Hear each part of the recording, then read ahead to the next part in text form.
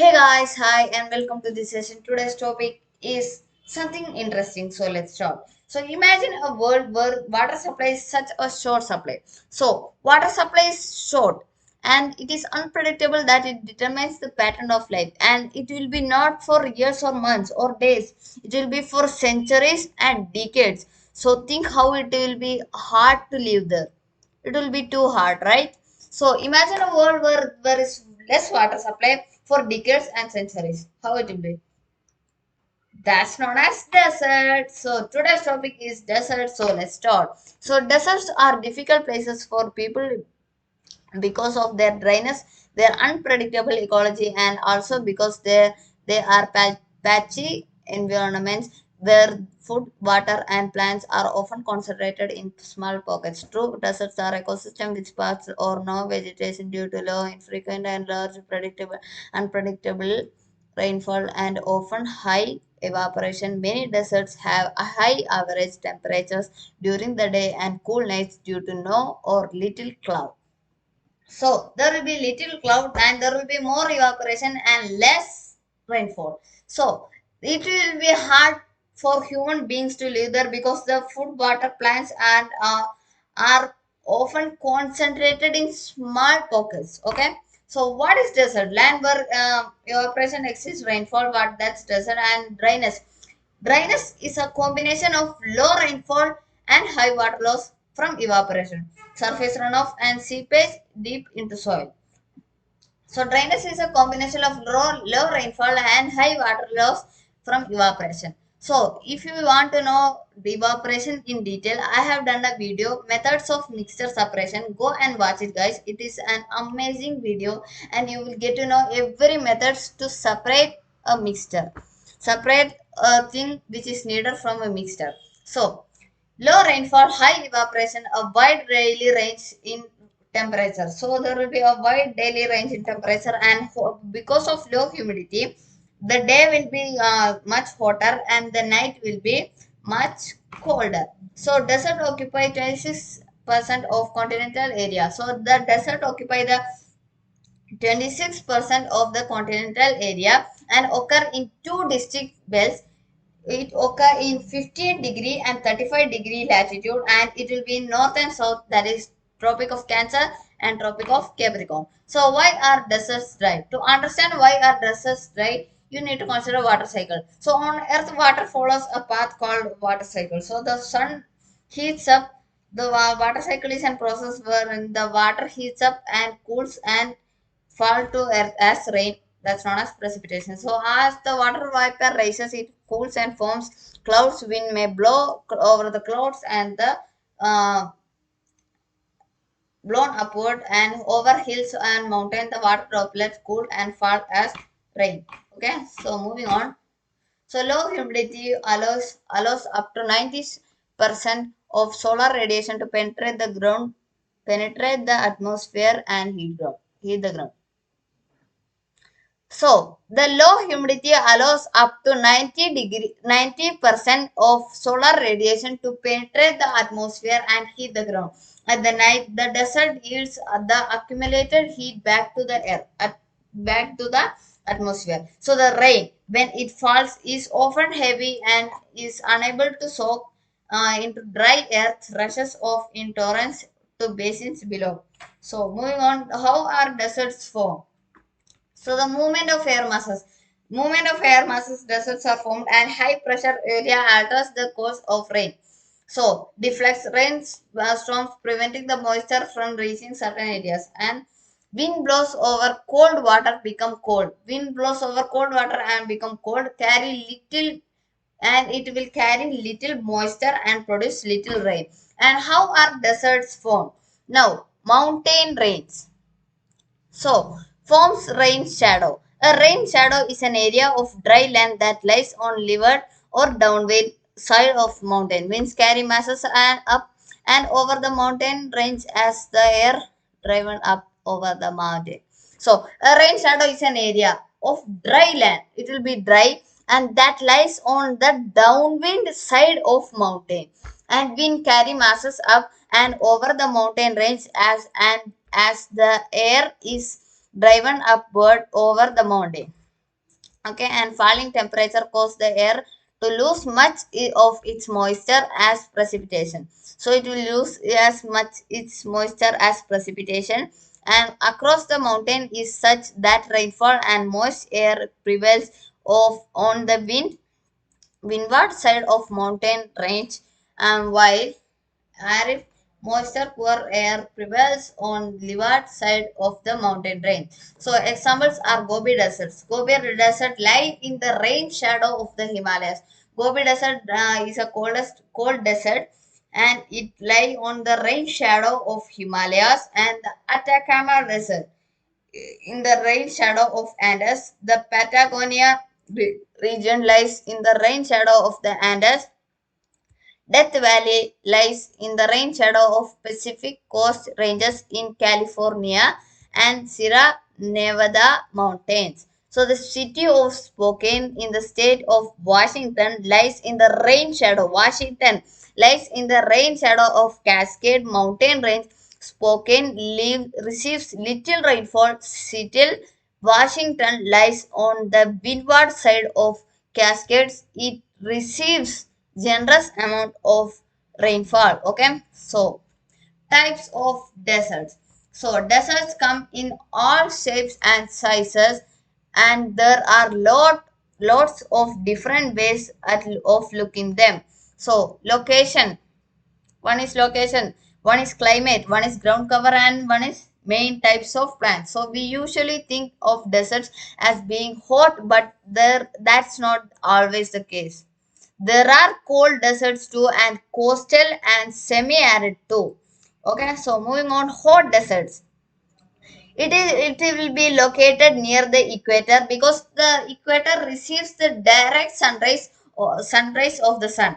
Okay, and more than 38 degrees Celsius, but the nights are usually very cold, generally have no cloud cover, allow them to heat and cool down very quickly. And Great Sandy Desert and Simpson Desert, that are hot desert.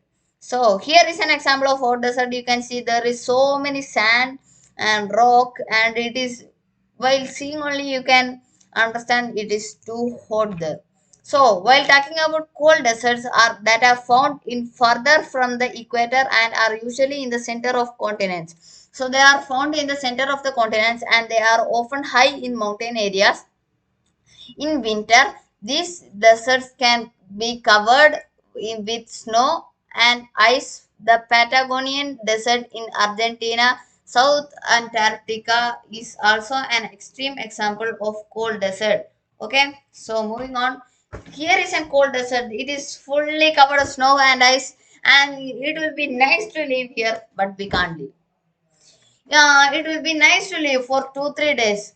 Our habit is good to live, because if we live your Antarctica, Arctic, we will tell like that, and we will be living only for 1 or 2 days. Then we will think, oh, I want to go to home. This is not good. This is not good. So our habitat is good to live. Okay, so this is not good. You will be enjoying for 2 days. Oh, Antarctica, Arctic, that's like. But for after 2 days, you will be feeling, oh, I want to go to home. That's like. So moving on, coastal deserts are found on the west coast of continents. Okay, and they have warm summer, cool winter, and often called cool deserts. Okay, so coastal deserts by the sea. Water does not evaporate from a cold ocean as quickly, because it will be cold and it has to be heated up and it will evaporate. And air blown onto the coast from a cold ocean contains no moisture to fall as rain. Okay, and during the day, water evaporates from the land, further helping to make a desert. At the night, land cools and some of the moisture in the air above the land condenses to the form of fog. Fog. Okay. So here is a coastal desert. You can see the hot desert and you can see the cold ocean. So that's an coastal desert. Okay, moving on. Semi-arid desert. It receives, and the summers are long and dry with moderate temperature between 20 degree and 30 degree, and any rain usually falls in the winter months over one third of Australia is semi-arid desert. Okay, so one third of Australia is semi-arid deserts. And now we will talk about the biotic living things. So, moving on, plants. Now, desert plants are exposed to extreme temperatures and drought conditions. So, the plants are exposed to extreme temperature and drought condition. Plant must cope with extensive water loss. So, how do you think plants grow in a place that is very dry? So, put it in the chat. How do you think plants grow in a place that is very dry? Do you know it? Do you know it? So, I will tell you. Hot and dry deserts. Some plants have no leaves or small seasonal leaves that only grow after rain. They are, some plants have no leaves or small seasonal leaves that only grow after it rains. So, the lack of leaves helps reduce water loss during the photosynthesis. So because there is no leaves, the lack of leaves helps reduce water loss during the process of photosynthesis, and leafless plants conduct photosynthesis in their green stems in photosynthesis in green stems, not leaves. Okay, so some plants called succulents store water in their stems or leaves. So the storage of water often gives succulent plants a more swollen or fleshy appearance than other plants. Okay. Example is salicornia. Okay.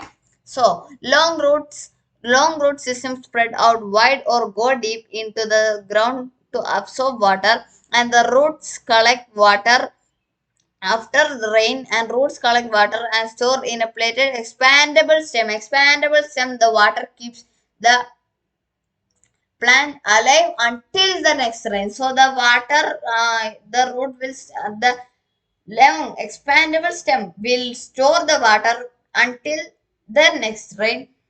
Okay, so now semi-arid deserts. So the spines to discourage animals from eating plants for water. So since many desert plants stores water in their spongy tissue, animals will eat them for the moisture. The thorns keep them safe from many animals predators. So the thorns of the plants like cactus will keep away the animals. If the spine hit the animals, it will be pain for animals. So that's why some plants have the spines to keep away the animals. So the coastal desert. Plants with thick and fleshy leaves or stems can take in large quantities of water when it is available and store it for future use. This I have already told you. And some plants have extensive root systems close to the surface where they can take advantage of any rain showers. So, some plants have extensive root systems close to the surface where they can take advantage of any rain showers. Okay, and here is an buckwheat bush and salt bush. Okay, so moving on, cold deserts. So the plants are widely scattered. Plants heights vary between 15 centimeter and 122 centimeter. So the plants are widely scattered, and plants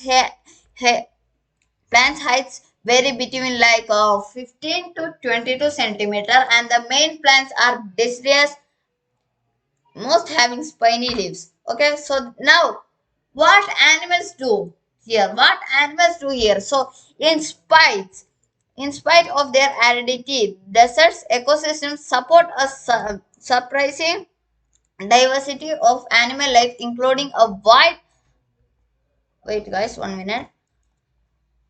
Okay, so including a wide assortment of beetles, ants, locusts, lizards, snakes, birds, and mammals. So the mammals are notably herbivorous. Herbivorous means the animals which eat only leaves, not plant types. Okay, so they consume a wide range of species plant types. They feed on succulents when available and then switch to woody browse during the dry periods. Okay, so now moving on. Deserts. Desert carnivore are opportunistic feeders. Most of them have mixed diet that include leaves and fruits. So the most of them have mixed diets of leaves and fruits and small herbivores. The desert rodents, particularly the ants, tend to be granivores, feeding largely on seeds. So the omnivory seems to be ruled in desert in ecosystems, guys. Ecosystem and hot and dry desert. Now hot and dry deserts. So the animal includes small nocturnal, active at night. They will be active at night, carnivores. So the animals stay inactive in protected hideaways during the hot day and come out to forage at dusk, dawn, or at night when desert is cooler. They will come out. An animal make burrows to escape the heat. So here is a kangaroo carrot or kangaroo rat. Kangaroo rats dig burrows to protect themselves from predators and heat also and from predators. So kangaroo rats are nocturnal, avoiding the heat during the day. Avoiding the heat during the day is known as nocturnal. So, semi-arid desert. So, during the day, insects move around twigs to stay on their shady side. Rabbits follow the moving of shadow of cactus or shrub. Okay, so they will follow the shadow of cactus or shrub to get a shade. So large ears, long legs, pale color fur and feathers. So the large ears are densely lined with shallow blood vessels, allowing air to cool as the blood circulates. Blood will be circulating through the ears and the allowing air to cool there. The air will cool their air as it circulates. So, some desert animals have concentrated the body's fat in one place, such as hump or tail. So, this camel has the ability, or any camel has the ability to store large amounts of water for a long time, and because of that, is able to survive in dry and harsh deserts. So these animals have transparent eyelids which enable them to keep sand out their eyes. So the desert have an hump. Uh, okay, and the hump stores the water. Some people hump stores the fat. Some people will tell hump stores the water. Hump. Okay, so it is wrong. Hump will not store the water because water is useful, but it will be not useful for so many times. So the hump will store fat.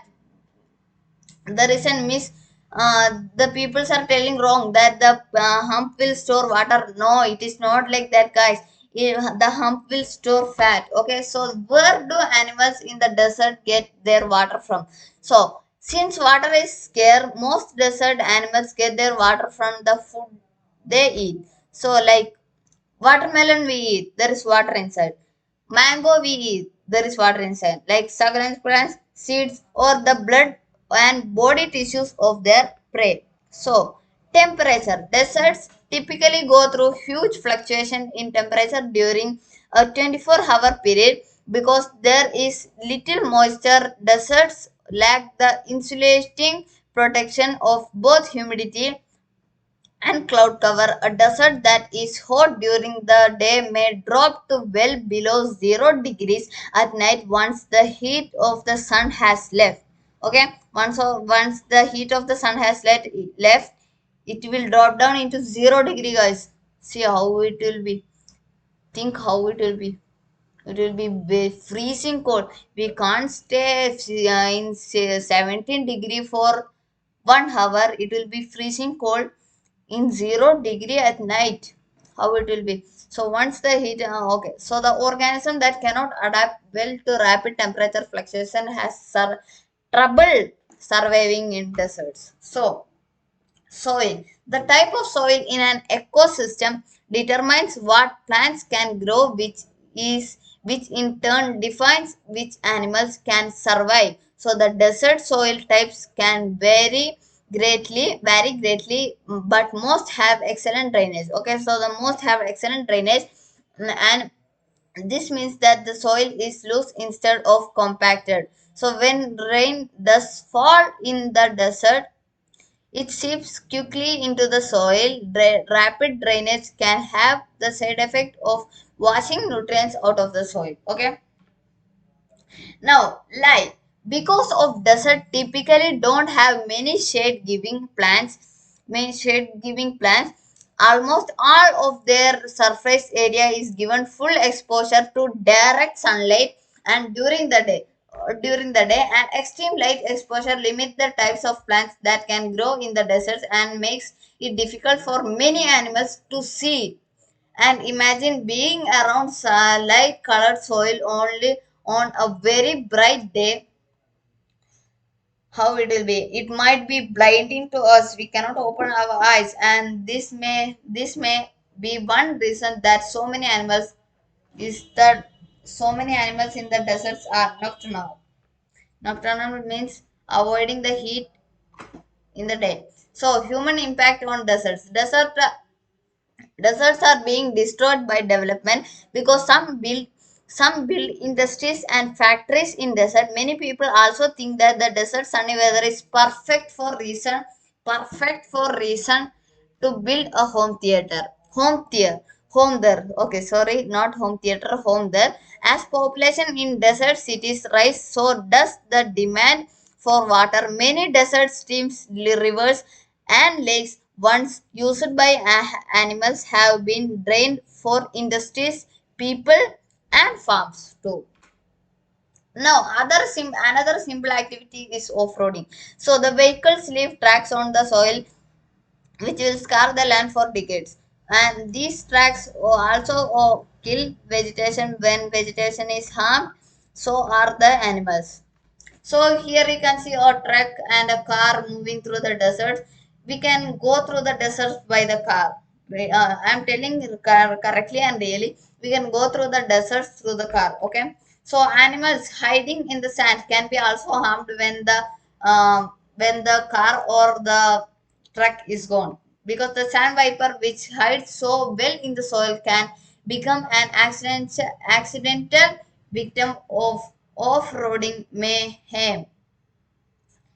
So that's all for today's session. How was this session? Comment down below. It's already 22 minutes. It was a long session. So how was this session? If you like it, give a like and subscribe to the channel. So see you in the next session. Okay, guys. See you in the next session. So bye.